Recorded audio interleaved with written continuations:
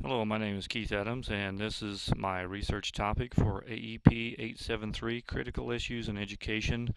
And my topic is Professional Learning Communities. I'm going to provide a brief overview of some of the major concepts of PLCs brought out by the research that I have conducted this semester. First of all, the definition. There is no one definition of a professional learning community. In fact, professional learning communities did not start with education. It has been attributed to industry and then brought into education by the works of such educators as Rick DeFore and his wife Becky, and also Robert Eaker. They define PLCs as educators committed to working collaboratively in an ongoing process of collective inquiry and action research in order to achieve better results for students they serve. And also Ann Jolly, she's a noted educator, thinks that PLCs are a community of professionals who engage in regular collaborative learning, communities of educators who work together on an ongoing basis to learn more about teaching and improving student learning. And then Shirley Hord is also another major name associated with PLCs, where she thinks that PLCs are an organizational arrangement to the professional learning community is seen as a powerful staff development approach and a potent strategy for school change and improvement. There are basically three frameworks for PLCs as brought out by the work of DeFore and Eaker in their book Getting Started.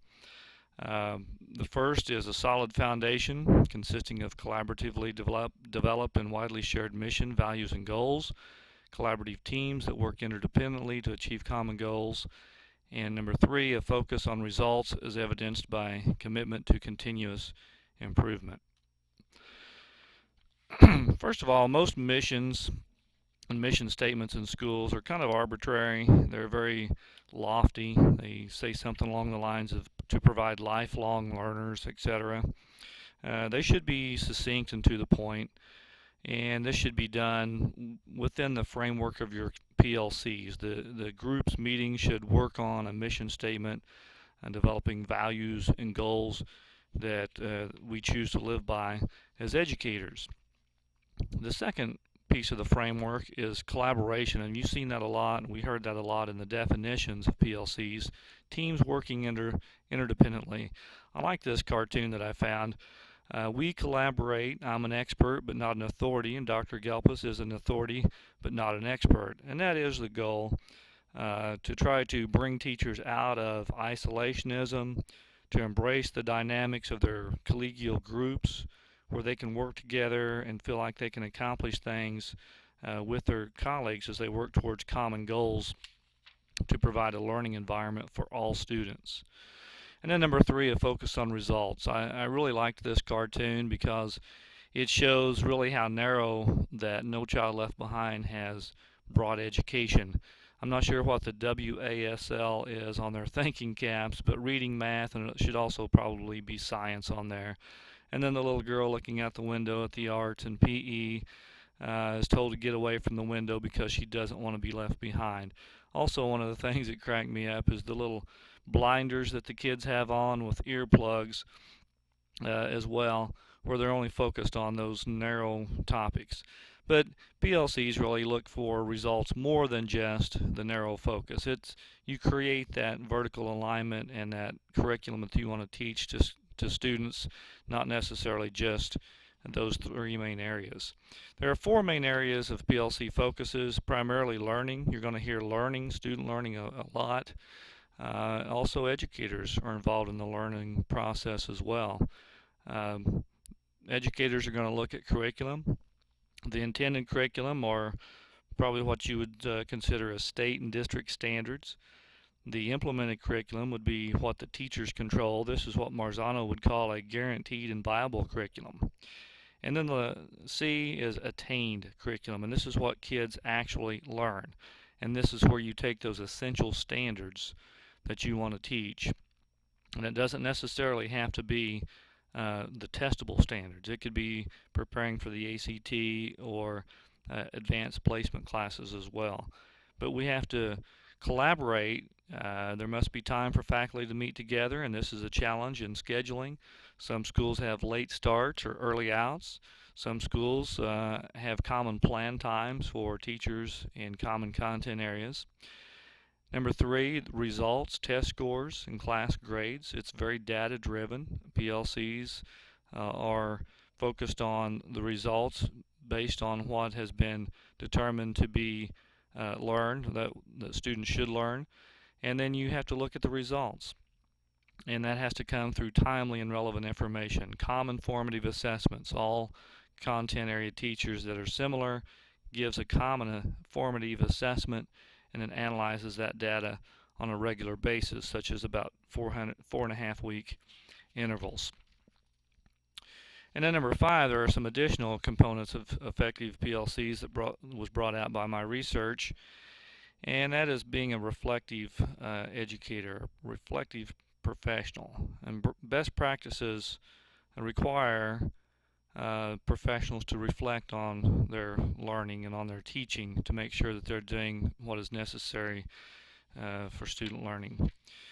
PLCs provide an environment where there is a network, a partnership, not working in isolation, but working with others and resolving conflict whenever there is conflict. 7, inclusive membership, another cartoon I liked. See, teamwork isn't so hard. Now, who wants to be the mascot?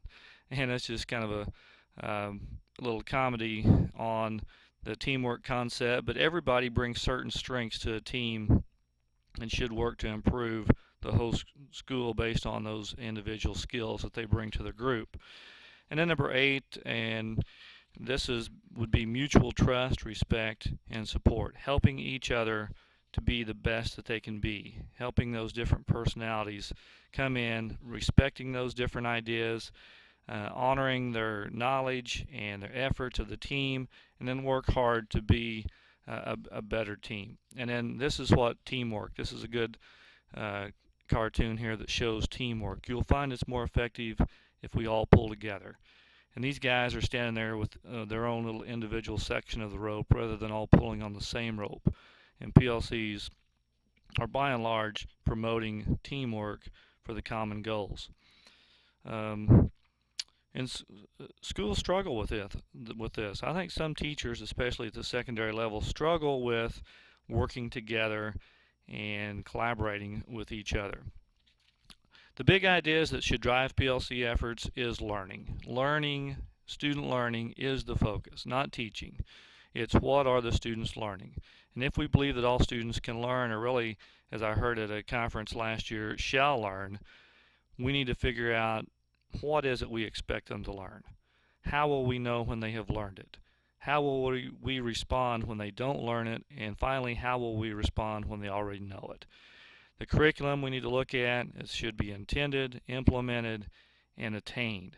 Figure out what we want them to know, how we're going to teach it, and then how we're going to figure out if they learned it, and that would be through our common assessments.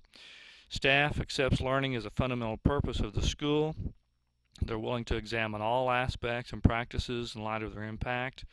Staff is committed to working together to achieve a collective purpose. Staff assesses effectiveness on the basis of results rather than intentions. Professional learning communities are effective in improving student learning if the teams are well established and committed to the goal. And this was brought out by the majority of the research that I conducted. In fact, the vast majority. There was only a couple of articles that I read. One, as I list the references here, it was brought out by Tarnowski, and this was a Canadian study. Critical reflections on professional learning communities, where he thought they were just another method of controlling the teachers. But by and large, the research comes from Dufour and Horde, and also there was a very good study out of England, a very extensive study that showed that PLCs are effective at all levels.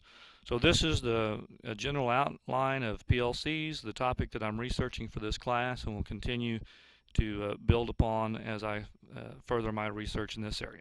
Thank you.